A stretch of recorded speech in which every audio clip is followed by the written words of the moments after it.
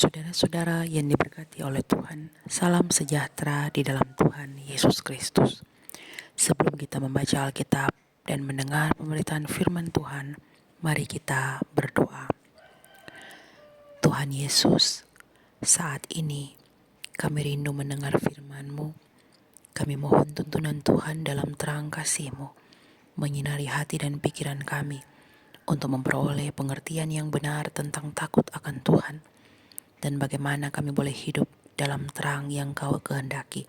Tuntun sertai hamba-Mu dalam memberitakan firman dan jemaat-Mu dalam mendengar firman. Demi Kristus Tuhan, firman diberitakan. Amin. Mazmur 116 ayat 12 sampai 19. Bagaimana akan kubalas kepada Tuhan segala kebajikan-Nya kepadaku? Aku akan mengangkat piala keselamatan dan akan menyerukan nama Tuhan. Akan membayar nasarku kepada Tuhan di depan seluruh umat-Nya. Berharga di mata Tuhan kematian semua orang yang dikasihi-Nya. Ya Tuhan, aku hamba-Mu. Aku hamba-Mu, anak dari hamba-Mu perempuan. Engkau telah membuka ikatan-ikatanku. Aku akan mempersembahkan korban syukur kepadamu dan akan menyerukan nama Tuhan. Akan membayar nasarku kepada Tuhan di depan seluruh umat-Nya, di pelataran rumah Tuhan, di tengah-tengahmu, ya Yerusalem. Haleluya. Saudara-saudara yang diberkati Tuhan, beriman sungguh kepada Tuhan tak serta-merta membuat kita menjadi pribadi yang pasti akan menjadi kuat untuk tangguh menghadapi apapun. Karena pada kenyataannya kehidupan yang kita lalui seringkali membuat kita justru menjadi sangat lemah. Bahkan pada titik terendah dalam hidup, kita seringkali bertanya, di manakah Tuhan? Di titik mana goncangan hidup, ketidakadilan dalam hidup, kebuntuan-kebuntuan berpikir, dan sepertinya tak punya pilihan lain, sering membuat kita seperti kehilangan pegangan. Kita tahu Tuhan memang ada. Tapi pada kenyataannya saat Tuhan sepertinya membiarkan kita buntu dalam pikiran, sesak dalam hati, dan tertekan dalam realita, hidup sepertinya tak lagi punya pengharapan. Situasi-situasi seperti ini juga pernah dialami, dirasakan oleh banyak saksi iman yang dikisahkan Alkitab. Jadi beriman bukan hanya sekedar percayalah. Kalau kau sungguh-sungguh percaya, semuanya akan diberikan, akan dijawab, akan sesuai dengan harapanmu. Sebab nyatanya tak selalu begitu. Mazmur 116 adalah kisah di mana seorang pemazmur, entahkah itu Daud atau siapapun dia, sebab tidak disebutkan siapa dalam Mazmur 116 ini, pemazmur digambarkan sejak ayat 1 sampai 11. Bagaimana ada pergolakan dalam hidup berimannya. Dia yang mengasihi Tuhan tahu bahwa Tuhan mendengarkan, menjawab, menyendengkan telinga. Tapi dia pun merasakan bahwa hidup yang sepertinya hampir-hampir menuju kepada kematian yang digambarkannya dengan tali-tali maut membuat dia sesak dan berduka, membuat dia berseru kepada Tuhan. Pemazmur tahu Tuhan pengasih, adil dan penyayang, memelihara orang sederhana, bahkan orang yang lemah seperti dirinya. Tapi memang gejolak hidup yang membuat dirinya rasa-rasanya ingin memberontak terhadap ketidakadilan hidup, tekanan hidup yang berat, membuat dia rasa-rasanya semakin sangat-sangat berat hatinya, kacau pikirannya, kalut dan semraut. Maka pemazmur yang kalut dan gundah gulana ini sudah seperti orang sakit jiwa yang menyuruh dirinya sendiri untuk tenang dan berbicara dengan dirinya sendiri bahwa Tuhan telah berbuat baik, padahal keadaannya tak sedang baik. Saya rasa gejolak hidup beriman ini pun pernah saudara dan saya alami. Saat mana anak sakit kita berdoa, Tuhan tolong. Tapi mau bawa ke rumah sakit tidak ada uang. Mau berobat ke dokter, anak sedang panas tengah malam, dokter belum buka. Rasa-rasanya mau berteriak, tapi tidak bisa. Saat mana juga seringkali ekonomi sedang terpuruk, mau pinjam uang sudah malu, karena sudah banyak yang dipinjami. Tidak mau pinjam juga serba salah, karena gaji suami pun belum diterima atau apapun persoalan yang kita hadapi. Kita sering ada di saat mana gejolak antara percaya pada Allah dan keadaan seperti tak ditolong Tuhan kita alami. Kalimat pemazmur, aku percaya sekalipun aku ini sangat tertindas, sebenarnya adalah gambaran dari betapa manusia seringkali berada di situasi-situasi di mana percayanya benar-benar sungguh diuji Tuhan. Bukan saat keadaan baik, tapi saat semuanya sedang tidak baik-baik saja. Mazmur 116 ini diperkirakan oleh beberapa penafsir sebagai gambaran dari keadaan hidup Daud di masa pelariannya dari Saul yang mengejar-ngejarnya untuk membunuhnya bersama-sama banyak pasukannya. Sebab kalimat dalam kebingungan dia berkata, semua manusia pembohong, didekatkan dengan peristiwa saat mana Daud kehilangan kepercayaan kepada banyak orang yang dalam perkiraannya adalah orang-orang baik, tak mungkin menyakitinya apalagi mencelakainya. Tapi kenyataannya mereka pembohong. Sebab mungkin dalam ukuran pemazmur, tertindasnya dia yang diakibatkan oleh beberapa orang yang justru adalah orang-orang baik dalam pemandangannya adalah fakta yang membenarkan bahwa semua manusia memang pembohong. Sebab bisa jadi ucapan manusia hari ini tak selalu konsisten dengan hari esok. Atau ucapan-ucapan diri tentang siapa dia seringkali justru hanyalah manipulasi dari karakter asli yang sama sekali berbeda dengan ucapannya tentang siapa dia. Lalu beralih ke bagian pembacaan kita di ayat 12. Sepertinya ada lompatan tajam dari keterpurukan seorang pemazmur di dalam keadaan yang tidak menguntungkannya, beralih ke saat mana sepertinya keterpurukan itu tak membuatnya melupakan Tuhan. Kalimat, bagaimana akan kubalas kepada Tuhan segala kebajikannya kepadaku? Tidak hadir saat dia sedang berlimpah berkat. Tidak hadir saat mana dia limpah sehat. Atau bayangan penyertaan Tuhan yang biasanya kita generalkan sebagai tanda-tanda diberkati. Pertanyaan ini justru hadir di saat mana pemazmur dengan sadar sedang bergejolak. Hidup rasanya sedang terikat tali-tali maut. Ancaman dibunuh Saul melilitnya. Gentar karena sedang takut dalam pelarian dari kota yang satu ke kota yang lain. Dari gua yang satu ke gua yang lain. Rasanya sangat tidak senang karena kesesakan dan kedukaan dalam hidup yang dialami. Mengapa kebajikan Tuhan tetap masih bisa dirasakannya dalam hidup yang sebenarnya sedang tidak baik-baik saja? Mengapa kepada Tuhan yang nampaknya tidak melakukan apa-apa, dia merasa perlu membalas kebajikannya? Inilah yang disebut gejolak hidup beriman seorang percaya.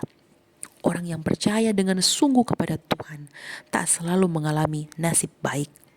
Maka jangan selalu menggeneralisir bahwa tanda-tanda disertai Tuhan adalah limpah dan jaya, sehat dan baik. Lalu tanda-tanda tidak disertai Tuhan adalah miskin dan sengsara, sakit dan susah. Maka seorang pemazmur yang saat itu sedang tertekan, tetapi merasakan bahwa meski tertekan, namun dia merasa selalu diluputkan Tuhan, mau mengekspresikan rasa syukurnya dengan mengangkat piala keselamatan, menyerukan nama Tuhan, membayar nasar kepada Tuhan di depan seluruh umat. Ada penafsir yang mengatakan bahwa ini adalah bagian dari pengorbanan bait suci yang mengekspresikan keselamatan. Tetapi tentu, jikalau membaca lebih dalam bagian ayat-ayat ini, mungkin ini adalah bahasa ekspresi syukur seorang pemazmur. Bagaimana piala atau cawan atau gelas minuman yang biasanya diangkat saat sedang pesta untuk mengisyaratkan kebahagiaan dalam pesta dengan tos, atau bagaimana piala atau cawan atau gelas yang biasanya dipakai oleh raja-raja saat memulai pesta atau setelah mengatakan sesuatu lalu mengangkat gelasnya dan semua tamu mengikuti. Maka pemazmur pun yang sedang tertindas itu mau mengekspresikan bahwa cara dia mengekspresikan dirinya dalam syukur kepada Allah yang tetap memelihara dia dalam ketertekanannya itu ialah dia seperti mau mengangkat piala keselamatan dalam tos itu dan menyerukan nama Tuhan.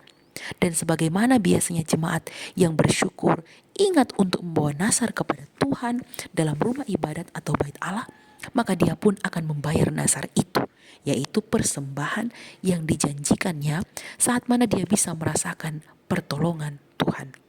Nah saudara-saudara, kerinduan pemazmur membalas kebajikan Allah dengan cara mengangkat piala keselamatan di tengah-tengah kesukarannya sebenarnya mungkin adalah juga gambaran bayang-bayang dari bagaimana nanti Kristus dalam karya selamatnya.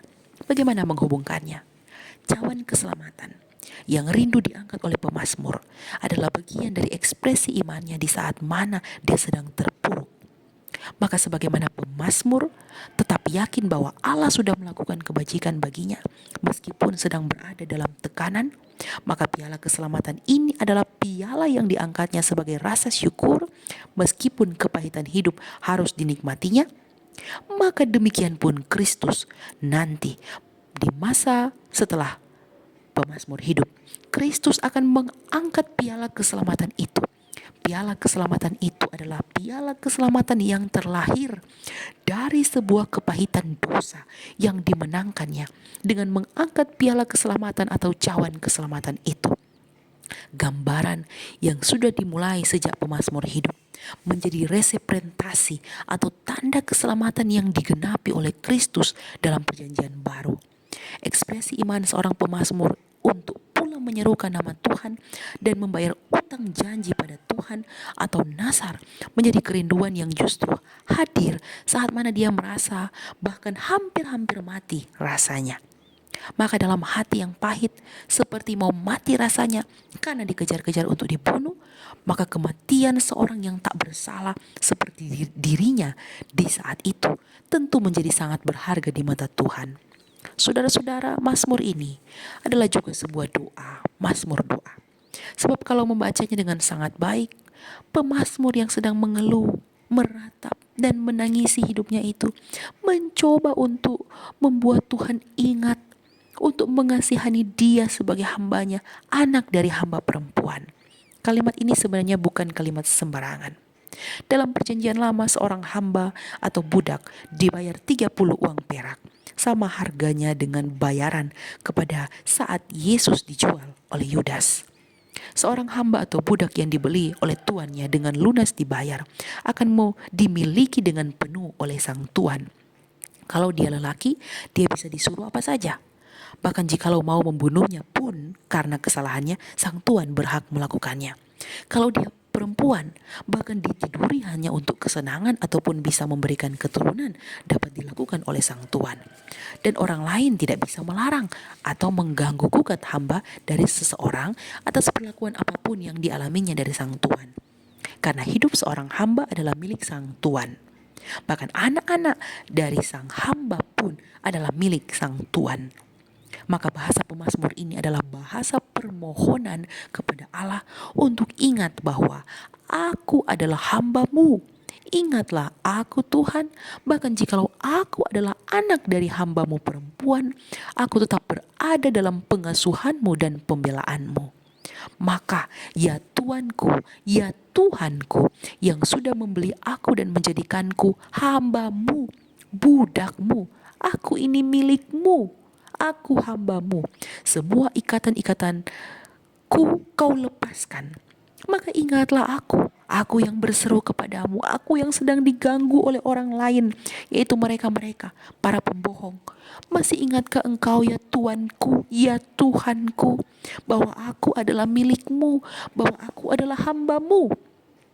Maka jikalau kau masih mengingat aku sebagai hamba-Mu, budak-Mu, aku akan mempersembahkan korban syukur kepadamu, akan menyerukan nama-Mu, dan membayar nasarku di pelataran rumah Tuhan di Yerusalem. Haleluya. Saudara, gejolak hati seorang pemazmur yang sedang ada dalam kekalutan, kebingungan antara percaya pada Allah dengan sungguh dan kenyataan pahit yang sedang menimpanya juga seringkali menjadi bagian dalam hidup kita. Siapa dari kita yang sudah menaruh percaya yang sungguh pada Tuhan tentang apa yang kita yakini, namun yang terjadi justru jauh dari ekspektasi berpikir kita. Kita pikir kalau melayani dengan sungguh tentu Tuhan memberikan berkat melimpah. Kenyataannya, semakin sungguh anak kita justru sakit atau kita yang sakit. Semakin sungguh kita justru ditipu atau kita berduka. Maka di mana pertolongan Tuhan? Semakin sungguh uangmu bukan bertambah, malah berkurang. Mengapa hal seperti ini bisa terjadi Tuhan? Kita selalu bertanya. Sebab memang Allah yang menyertai dalam pemandangan kita seringkali hanyalah Allah yang akan membebaskan kita dari musuh. Itu yang kita pikirkan. Allah yang akan menolong kita saat kita bergumul sakit. Allah yang akan selalu menjawab doa kita. Kenyataannya, musuh kita semakin berjaya, sakit kita semakin parah, malah sudah hampir-hampir menuju kematian, atau malah kita mati. Dan doa kita tak kunjung terjadi.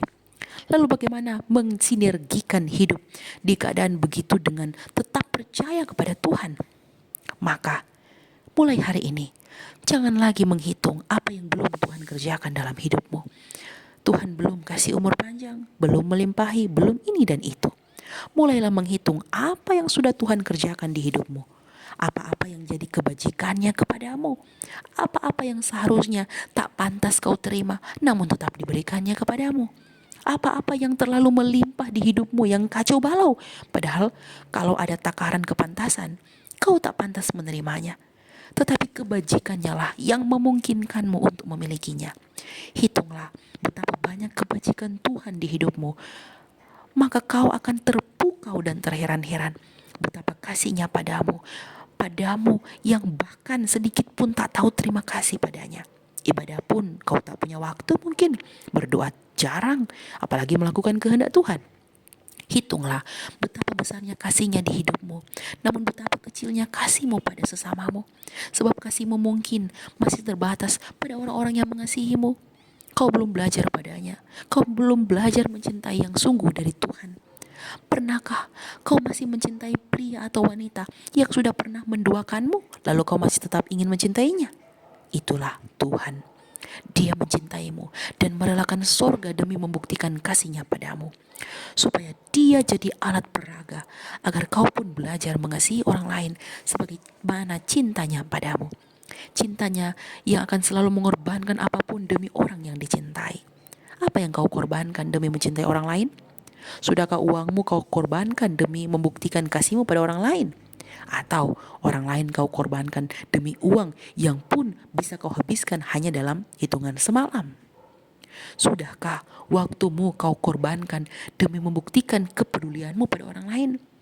Atau kau terlalu banyak menuntut orang lain memberi waktu untukmu, orang lain mengerti waktumu, dan kau tak pernah belajar mengerti orang lain dalam waktu mereka? Sudahkah tenagamu kau korbankan demi membuktikan nilaimu bagi orang lain? Atau kau suruh orang lain sumbang tenaganya, berkorban demi kepentinganmu, dan kau tak mau berlelah-lelah memberi tenagamu? Sudahkah otakmu, matamu, mulutmu, telingamu kau pakai untuk memuliakan Tuhanmu? Atau otakmu, matamu, mulutmu, telingamu, apapun yang ada dalam hidupmu, hanya kau pakai untuk membedah dan mencemooh orang lain? Tak kau pakai untuk menolong mereka yang sedang tertekan? Sudahkah hatimu, perasaanmu, kepekaan nuranimu kau pakai untuk hormat dan kemuliaan Tuhan? Sudahkah kau lawan hatimu untuk membenci?